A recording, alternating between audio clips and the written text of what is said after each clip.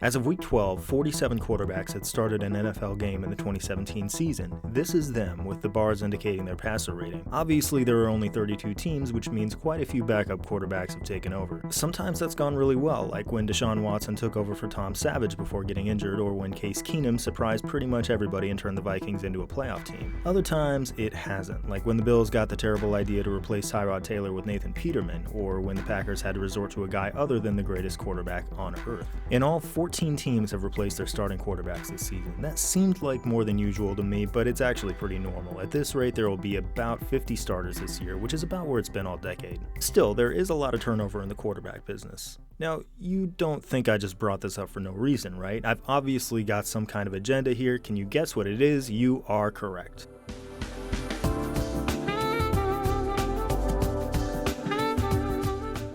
Colin Kaepernick's passer rating was 90.7 last season. That's better than well over half the league. In fact, it's better than more than half of all starters. 18 of the 32 quarterbacks who originally started this season fall under this line. Now, this doesn't automatically mean that 18 teams screwed up. It's not nearly as simple as that. Is Kaepernick better than, say, Joe Flacco? Bet he probably is, but at the same time, I wouldn't expect the Ravens to sign Kaepernick and start him over him. But the argument we often hear from people these days is that Kaepernick is out of work not as a consequence of his protests against police brutality, but because he just isn't good enough. Those people probably aren't interested in what I have to say, so I'm really just preaching to the choir here. And that's fine by me, because preaching to the choir is one of my favorite things to do. I've got 65 dots here. Each of them represents a quarterback who started at least 5 games in his last season and then left the NFL for good. Let's just suppose Kaepernick's career is over. That would put him here, as he'd leave the game at age 29 with a 90.7 passer rating in his final season. The guys in white and gray are his closest neighbors here. David Garrard, Jim Miller, Neil Lomax, Kevin Cobb, Tim Couch, and for now Robert Griffin III were forced out because of injuries. Meanwhile, Jake Locker voluntarily quit. So did Kyle Orton, who famously just up and left one day after deciding he'd had enough. None of these guys were forced into retirement because they weren't good enough. And if we take them all out, Colin Kaepernick is all by himself.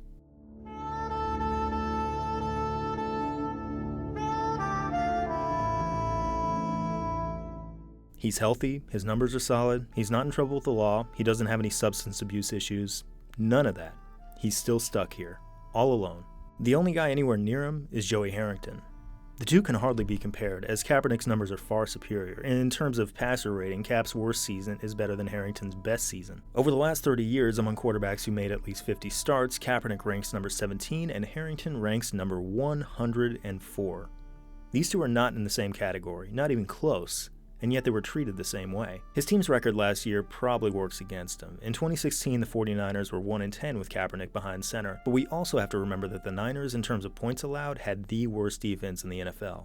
These are all the worst defenses over the last quarter century, alongside the passer ratings of their quarterbacks. Quarterbacking these teams is generally a thankless task, but Kaepernick ranks third on this list. Only Kurt Warner and Drew Brees have performed better in this situation than he has. The Niners were bad, but it wasn't his fault. Now, so far I've relied entirely on passer rating. To the more casual fan, this might not be clear enough, and to statisticians, it's a little inexact and incomplete. Passer rating is by no means the end-all be-all of a quarterback's value, so let's look at a few other things.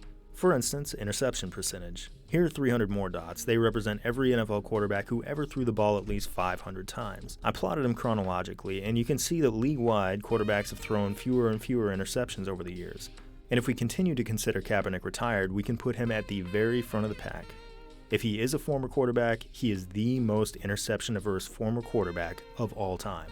And even if we plot him against active quarterbacks, he's still phenomenal. Only one guy has both more attempts and a lower pick rate than Kaepernick, and that is Aaron Rodgers. Now, without spending a ton of time on it, I should also mention his running ability. Last year, Kaepernick eked out more yards per rush, 6.8, than any other quarterback. To be honest, it was a fairly small fraction of Cap's overall production, but it's something. What I'll try to do now is appeal to the advanced statistician and the emotional statistician at the same time. For the advanced statistician, I'm going to use what's known as adjusted net yards per pass attempt. A lot of stat heads consider this to be a really handy and accurate means of assessing how good a quarterback actually is. And for the emotional statistician, we have the clutch factor. Let's just say this is playoff performance. I think this is stupid, but you know what? Sometimes it's not about me. So here we go. On the horizontal axis, we have the number of playoff games a quarterback has started. On the vertical, we have the guy's adjusted net yards per attempt in those games. Obviously, the higher up, the better. Over here, we've got Tom Brady, who's been in 5 million playoff games, and down here we have Matt Castle, who threw 3 picks and was completely annihilated in his only playoff appearance. Most of these guys lie around here. I've stuck every active quarterback plus Kaepernick on this chart. Cap has been in 6 playoff games, which is more than most, and he has the 3rd highest adjusted net yards per pass attempt of anyone, just behind Drew Brees and Dak Prescott, who's only played 1 playoff game. Look at the company he shares. Matt Ryan, Phillip Rivers, Russell Wilson. He's in the same zip code as Aaron Rodgers. This is a crowd of Pro Bowlers. And this guy, the guy right in the middle of it, can't get a job. For the stats crowd, let's stick with the average net yards per attempt for just one more minute. Here are last season's numbers from all 54 quarterbacks who started a game last season. Kaepernick's number 28, almost exactly in the middle. Is that mediocre? Yeah. It's completely mediocre. The NFL has decided over and over that this guy is not worth a roster spot. But you know who they did give a roster spot this season? Not just a roster spot, but at least 1 regular season start. This guy, despite worse numbers. And this guy, and this guy, and this guy, and this guy, and this guy, and this guy, and this guy, and this guy, and this guy, and this guy, and this guy, and this guy, and this guy, and this guy, and this guy, and this guy, and this guy. So a few teachers have reached out to tell me they actually show Chart Party in their classrooms as instructional tools, which is super cool, and which is also the reason I promise to keep Chart Parties rated G always. This was a tough one.